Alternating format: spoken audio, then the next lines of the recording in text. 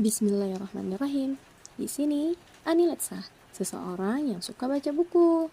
Dia akan membacain kamu buku secara pelan-pelan. Jom cekidot. Cara untuk hidup tanpa dikendalikan masa lalu. Filsuf. Bagaimana bisa aku bersiap nihilis? Pemuda, pikirkan saja. Sederhananya, kau mengingkari emosi manusia. Kau berkata emosi tak lebih dari sekedar alat, bahwa emosi hanyalah cara untuk meraih tujuan.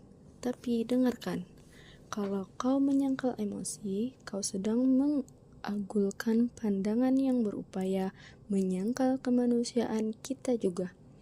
Karena emosi kita dan fakta bahwa kita diombang-ambingkan segala macam perasaan, itulah yang menjadikan kita manusia.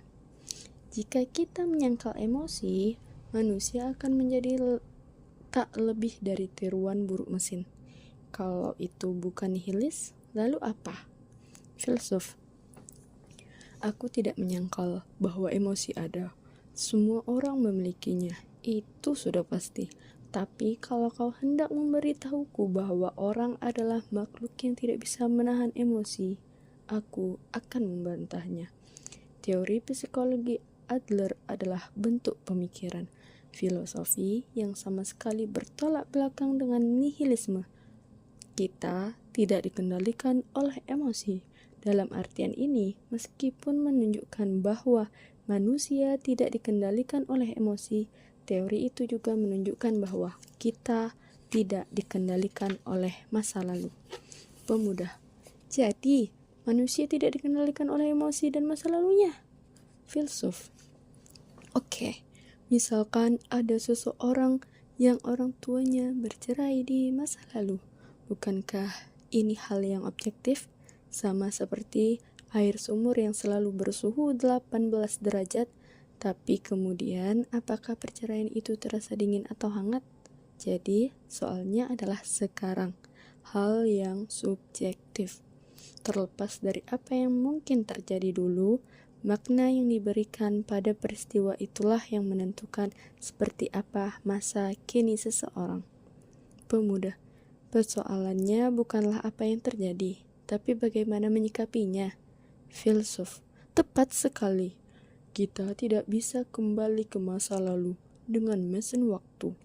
Kita tidak dapat memutar balik jarum waktu. Kalau memilih tinggal dalam ideologi, kau akan terikat oleh masa lalu dan takkan pernah bisa menemukan kebahagiaan. Pemuda, itu benar.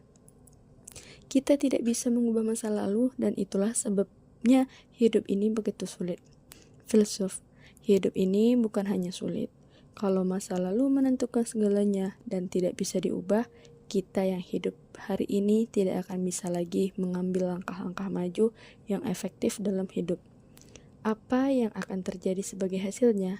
Kita akan berakhir dalam jenis nihilisme dan pesimisme yang hilang harapan pada dunia ini dan menyerah pada hidup.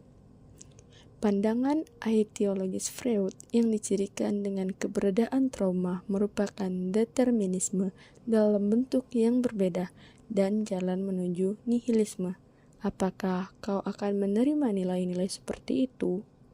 Pemuda, aku tidak mau menerimanya, tapi masa lalu sangatlah kuat.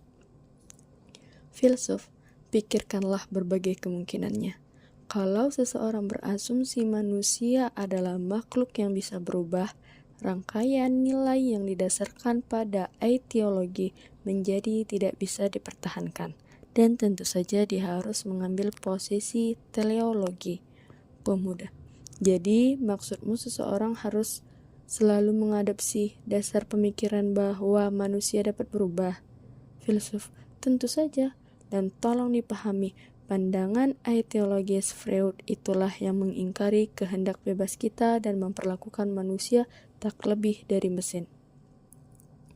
Pemuda itu berhenti sejenak dan menatap sekeliling ruang belajar sang filsuf.